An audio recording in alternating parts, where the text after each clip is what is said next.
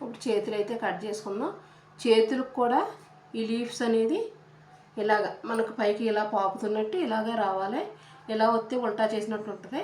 మా పాప అయితే ఇక్కడ బొఫ్ పెట్టి ఇక్కడ పట్టీ మోడల్ రమ్మంది.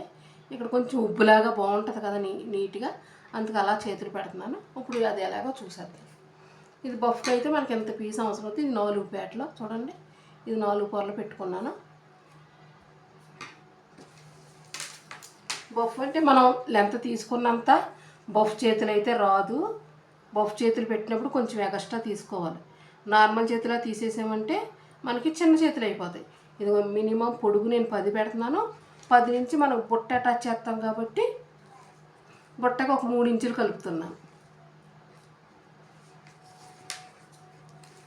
ఇక్కడ వచ్చేసి మన కింద వరుస కూడా బుట్ట వస్తుంది. బుట్ట వచ్చి పట్టి వస్తుంది కాబట్టి ఇదిగో ఇక్కడి నుంచి చూసుకోండి. ఇటు సైడ్ 9 పెడతాను.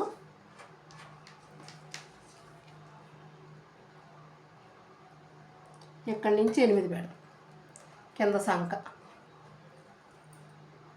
మనకి ఇది లూజు. మనకి ఎప్పుడన్నా కొంచెం పిల్లలు కొంచెం పుష్టి అయినా కానీ ఇప్పుకునే కీలుగా. ఇప్పుడు మనకి ఇంత నుంచే వచ్చింది. మనకు 10 వచ్చింది కాబట్టి ఇంత నుంచే వచ్చింది కాబట్టి ఎత్తు అనేది బొఫ్ఫుకి.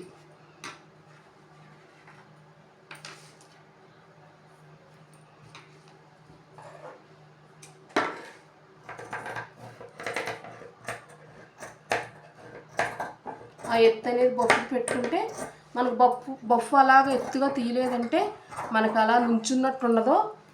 ఇలా పడేసినట్టు బొఫ్ అనేది నీట్గా రాదు.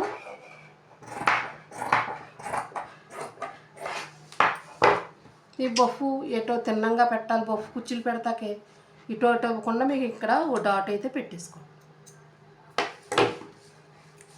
ఇప్పుడు ఈ బొఫ్ ఎలా వస్తుందంటే ఇలా బొఫ్ వస్తుంది. ఇక్కడ అలా కుర్చీలు వచ్చేస్తాయి. ఇక్కడ పట్టి వస్తుంది. ఇది అనేది బొఫ్లో వస్తుంది. పిల్లలకు చూస్తాకి చేతులు అందంగా కనిపిస్తాయి.